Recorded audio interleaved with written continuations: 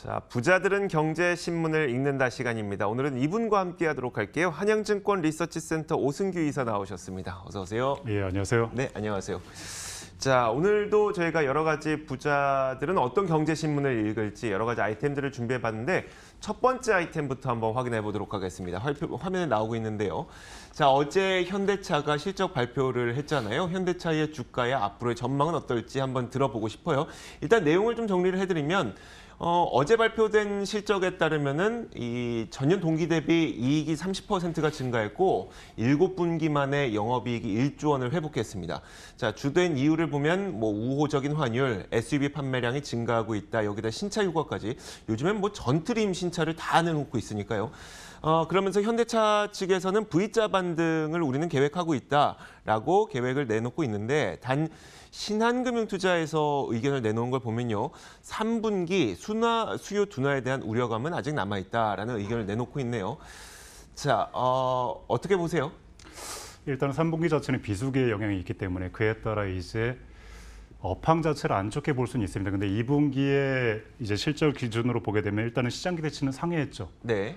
근데 이것도 사실 보면 이제 시장 기대치가 계속적으로 낮아지면서 거기에 부합한 수준이기 때문에 사람들의 이제 인식 상태에서는 이게 많이 부족한 게 아니겠느냐 이런 인식도 많이 깔려 있는 게 네네. 이제 신한에 대한 레포트하고 비슷한 의미인 것 같습니다. 네. 외자계 쪽에서도 그와 같은 이미지를 가지고 있긴 한데 일단은 현재 이제 3분기 같은 경우 특히 이제 7월 말에 예정돼 있는 노조에 네네. 대한 부분, 특히 이제 현대차면 노조에 대한 이 부분이 해소되지 않고서는 네. 사실 이제 쉽게 접근하기 굉장히 힘든 상황입니다. 그래서 제가 볼 때도 일단은 결론부터 말씀드리면 7월 달은 보수로 바라봐라. 다만 네. 이제 8월 이후 특히 8월 말부터 이제 팰리세이드 증산에 합의한 부분들이 이제 네네. 그때부터는 증산이 되기 때문에 그런 부분들이 이제 이슈화가 된다면 8월 중순 이후부터는 현대차에 대한 투자 매력도는 굉장히 높아질 수가 있다라고 보고 있습니다. 그리고 이제 4분기부터는 확연히 달라지기 때문에 그때는 이제 본격적으로 스트롱 바이 개념으로 들어갈 필요가 있죠. 왜 그러냐면 네. 현재 이제 신차에 대한 부분들이 모멘텀으로 강하게 나타날 수 있는 계절적인 성수기 시즌이거든요. 네. 그래서 그런 부분들을 고려할 때 일단 7월 달은 보수적, 그러니까 8월 중순 이후에는 강한 이제 8월 이후부터 이제 바이 비중 확대 전략을 짜는 것이 낫다라는 말씀을 드립니다. 그래도 하반기의 기대감에 대해서는 좋게 보시는 거네요. 예, 그렇죠. 그리고 이미 하반기는 거의 끝났죠. 네네. 예. 알겠습니다. 신차 효과에 굉장한 좀 무게감을 두고 계시는 걸로 보입니다. 예. 자, 이어서 두 번째 아이템도 한번 확인해 보도록 하겠습니다. 두 번째는 뭘까요? 자, 이런 내용이 있더라고요. 외국인은 산다는데 우리도 반도체주를 좀 사볼까라는 저의 좀 개인적인 의구심도 좀 있어서요. 한번 내용을 준비해 봤습니다. 예. 안신 앵커도 오프닝 때 얘기를 잘 해주셨지만 10개 주요 신흥국 가운데 한국에 대해서 자, 이달 들어서 외국인들의 매수세가 굉장히 강했다는 거예요. 특히 그 가운데 무엇을 샀는지 보니까 반도체 관련주를 대거 매수를 했고 금액으로 보니 삼성전자에 대해서 8,952억 그리고 SK하이닉스에 대해서는 2,690억 원을 순매수했다라는 겁니다. 근데 이제 그 시장에서 그럼 과연 왜 이렇게 매수했느냐 보니까 일단 해석은 이렇습니다. 무역 갈등의 리스크보다는 재고 소진 그리고 수요 증가에 대한 기대감에 외국인들은 더 매수한 게 아니냐라고 이야기를 하고 있습니다. 약간은 의구심이 들긴 듭니다만 그럼 재고 소진을 함으로써 반도체 가격이 올라가는 게 물론 좋은 건 알겠는데 결국 많이 못 판다는 거라서 이걸 좀 부정적으로 봐야 될지도 모르겠고요. 어떻게 보는 게 나을까요? 그러니까 투자에 대한 전략에 따라 다른 거면 단기적으로는 무조건 좋습니다. 이거는 외국인이 쓰는 방법이 정석적인 투자 기법이거든요. 네네. 왜냐하면 공급량이 문제였기 때문에 문제가 해소되니까 당연히 이건 사야 되지 않겠냐. 그렇죠. 단순한 기법입니다.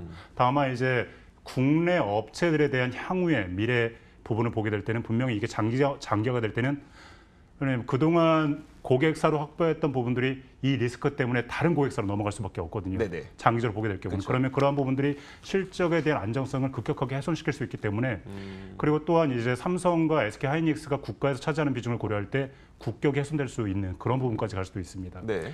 그러나 일단은 현재 상태에서만 본다면 반도체에 대해서는 분명 이제 긍정적인 관점을 가질 필요가 있고 거기에 가장 중요한 부분이 공급적인 부분이게 재고, 네네. 가행 재고에 대한 부분이기 때문에 특히 이제 내일 화이트리스트에 대한 일본의 결과가 어떻게 나올지에 따라서 이게 강하게 더 한 번 분출할지 아니면 여기서의 수급 자체가 이제 다시 차익 실현 측면으로 갈지가 결정될 걸 보고 있습니다. 왜냐하면 화이트리스트 자체에서 배제가 될 경우에는 결과적으로 공급 자체가 확 줄어들 수 있는 네. 부분이 여건이 마련되는 거잖아요. 그러니까 즉 이제 여기서 이제 신청했을 때 그 부분 제품에 대한 부분들이 90일에 거쳐서 네. 일본의 이제 여건에 따라 네네. 일반 바로 신속하게 패스트트랙이 되는 국가들이 아니기 때문에 네네. 더욱 많은 보안 서류와 시간이 걸릴 수밖에 없습니다. 그렇다면 실제 나올 수 있는 공급량 자체도 고객사들의 수요에 맞출 수 없는 수준까지 갈 수가 있다는 거죠. 악재가 호재가 될 수 있다는 얘기시잖아요. 예, 그렇죠.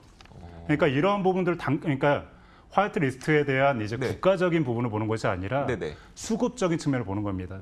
배제가 될 경우에는 공급이 축소될 수밖에 없어요. 그런데 그것 때문에 기업의 어떤 신뢰도라고 할까요? 기업의 가치가 낮아지는 것에 대해서. 펀더멘탈에 대한 부분인데 네네. 그 네. 부분을 제가 아까도 말씀드린 것처럼 이런 부분들은 장기화됐을 때 분명히 영향을 미칩니다. 네네. 특히 올해 안에서 끝나게 되면 큰 이슈는 없습니다. 보통 이제 현재 6주에서 8주까지는 재고 물량을 가지고 있기 때문에 네네.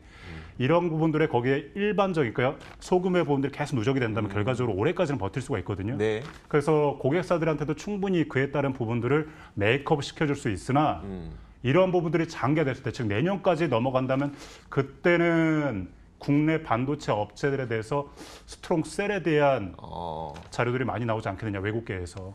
저는 그렇게 보고 있습니다. 그거는 이제 좀 시간이 더 지나봐야 알게 되는 거고 그렇죠. 일단 지금 당장 봤을 때는 좋게 보인다는 거죠. 예, 그리고 이거 자체가 사실 이 네. 국가적인 정치적인 부분들은 저희가 이제 해석할 수는 없긴 하지만 그렇죠. 네. 그래도 이게 길게 가지 않을 거다라는 게 보편적인 인식이잖아요. 좀 더 이제 주식을 볼 때 좀 파지티브한 생각을 갖고 있기 때문에 네네. 그런 의미에서 이제 말씀을 드리는 겁니다.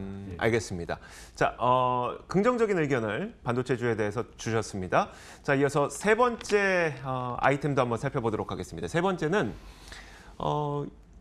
저희가 엔터주 이런 종목을 좀 준비해봤어요. 드라마 흥행도 요즘 맞지 못하고 있는 주가의 하락이라고 제가 제목을 꼽아봤는데 예. 스튜디오 드래곤이 550억 원이 투입됐던 아스달 연대기가 좀 흥행을 잘 못하다 보니까 주가 하락을 좀 이끌었던 측면이 있었고요.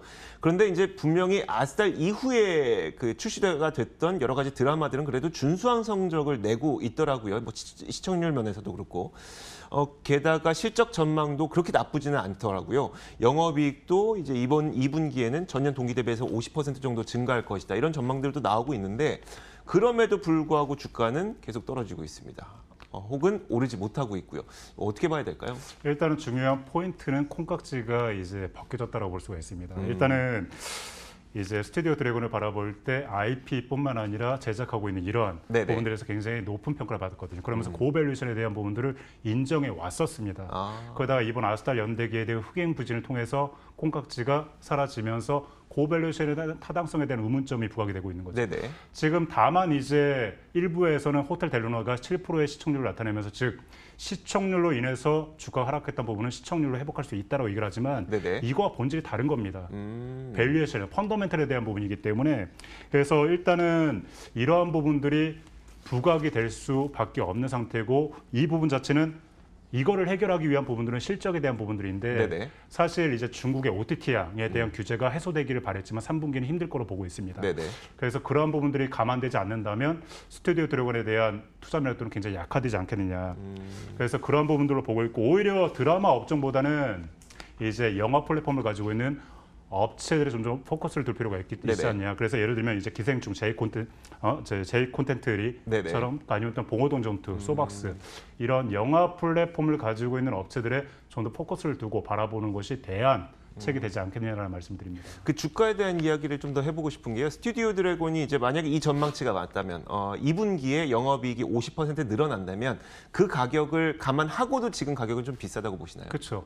이 부분들이 감안돼가지고 지금 30배가 넘는 밸류에이션이니까. 네네. 그러니까 그만큼 얼마나 많은 평가를 받았겠습니까? 기대치가 높았다서. 그만큼 이제 콩깍지가 끼어있던 상태에서 이제는 적정 밸류에이션에 대한 부분. 예전에 바이오 업종이 했던 그런 부분들이 네네. 이제 드라마 업종에도 더 씌워지는 이런 구조가 되는 거죠. 알겠습니다. 자, 그래서 오히려 지금 상황에서는 영화 콘텐츠를 제작하고 이제 배급하는 그 기업에 오히려 조금 더 관심을 가져라라는 이야기를 해주셨습니다. 자, 마지막으로 이 기업도 한번 살펴보도록 하겠습니다. 제가 제목을 정했어요. 이 약 풀 땐 디오를 한번 볼까라고 정해봤는데 예. 미래에셋증권에서 그 투자 의견을 냈더라고요. 2분기에 사상 최대 실적을 발표했기 때문에 투자 의견을 지금까지 트레이딩 바이에서 매수 의견으로 상향 조정하겠다라는 의견을 냈고 실적이 좋았던 이유를 이렇게 분석했더라고요. 내수시장에서는 신제품 효과로 인해서 5분기 만에 역성장에서 탈피를 했고 또 중국과 미국과 같은 해외 매출이 38% 전년 동기 대비 증가를 했다. 요즘 바이오 투자 심리가 굉장히 악화되어 있는데 실적이 뒷받침되는 의료기기가 오히려 부각되는 시장이기 때문에 디오가 좀 긍정적으로 보인다라는 의견을 내놨어요. 근데 또 주가가 많이 오르기도 하다 보니까 예. 지금 들어가는 게 괜찮을까라는 고민이 들어요. 일단은 결론부터 말씀드리면 지금 상태에서 베팅해도 충분하다. 왜냐하면 2분기 실적에 대한 기대감이 남아있는 상태에서 디오를 바라볼 때는 다른 쪽을 보지 않습니다. 미국만 바라보죠. 네. 오스템 임플란트를 바라볼 때 중국을 바라보는 것처럼 디오에 대해서는 미국을 바라보는 이런 형국입니다. 특히 네. 국내 이제 임플란트 업체들이 미국 시장 진출 제대로 하지를 못해봤어요. 네. 근데 디오 자체가 이제 작년에 대한 실적을 이미 올해 상반기에 넘어섰고 또 또한 이제 그 화이트캡에 1년 대한 실적을 반기 만에 다 넘어섰다고. 그렇죠, 넘어섰죠. 그리고 화이트캡을 인수하면서 500개에 대한 병원에 대한 거래처를 가지고 있는 회사입니다. 네. 그래서 그를 통해서 디오가 가지고 있는 이제 디오나비에 대한 부분들이 시장에 성공적으로 안착하지 않거든요. 특히 연초에 이제 미국 대형 치과 체인 5곳과 이제 성공적으로 공급 계약을 체결한 이후에 중장기적인 계약이거든요. 네네. 그 올해 목표는 30개, 그리고 내년에는 더 커질 걸로 보고 있는데 한 개당 대략 최소 10억 정도의 매출액을 고려하게 될 때 올해만 해도 네. 연간으로 봤을 때 30개면 300억 정도가 되죠. 네네. 거의 연간 세일즈의 30% 정도 이상을 미국에서 메이크업할 수 있는 이런 구조가 되는 겁니다. 네. 거기다가 이 화이트캡이 들어오면서 그런 속도는 더 커질 수가 있기 때문에 네. 그러한 부분들에 대해서 시장에서는 높은 관심을 갖고 있는 거죠. 다만 이제 그동안 안 좋게 보는 사람들은 그랬습니다. 오스템도 못했는데 니네가 할 수 있냐. 그러니까요. 네. 근데 하고 팔로를 있잖아요. 이미 다 갖고 있다면서요. 예, 그렇죠. 어... 그러니까 일단은 진행되는 부분들을 보고 미래도 이제 그동안 사용하지 않았던 부분들에 대해서 이제는 확신을 가져도 되는 시점이 아니겠느냐라고 보고 있는 것 같습니다. 그래서 제가 볼 때는 이제 긍정적인 2분기 실적과 함께 디오의 미국에 대한 성장 모멘텀은 굉장히 큰 투자 매력도가 될 것이다. 사실 요즘에 시장을 보면요, 치과 의료기기 업체들이 다 같이 오르는 것 같거든요. 사실 뭐 엑스레이와 관련된 업체도 그렇고요. 근데 예, 지금 그렇죠. 말씀하셨던 게 시장은 분명히 다르잖아요. 그러면 디오와 임플란트를 비교해봤을 때는 어떠세요? 디오와 임플란트, 디오와 임플란트, 디오와 진단킷 이런 저기 쪽 조금 전에 바이오 아니면 오스템. 제가 말을 좀 오스템하고는 잘못했네요. 네. 약간 좀 개념이 다릅니다. 네. 포인트가 완전히 달라요. 네. 그래서 디오를 바라볼 때는 미국 쪽에 포커스를 네네. 두고 오스템은 중국 쪽에 포커스를 네. 두는 이런 전략으로 바라볼 필요가 있다고 보고 있고 특히 이제 현재 이렇게 디오 같은 의료 기기 쪽에 포커스를 둘 필요가 있는 이유 중에 하나는 바이오 업종의 투자 심리가 급격하게 악화됐습니다. 그러다 네네. 보니 대안을 찾고 있어요. 그러다 보니 그 중에 옥석 가리기 차원에서 전통 제약주 중에 하나인 이제 R&D 기술을 가지고 있는 유한양행 등 네네. 이런 쪽에 대안을 두거나 또는 의료기기, 진단기 이런 쪽에 포커스를 두는 전략으로 지금 순환매가 일어나고 있는 상태거든요. 그런 의미에서 봤을 때 디오에 대한 포커스는 분명하게 이제 확인할 수 있는 부분이기 때문에 이쪽에 대한 관심은 필요하다라는 말씀드립니다. 네, 알겠습니다. 잘 들어봤습니다. 자, 부자들은 경제신문을 읽는다. 오늘 이분과 함께했습니다. 한양증권 리서치센터 오승규 이사와 함께했습니다. 오늘 말씀 고맙습니다. 예, 고맙습니다.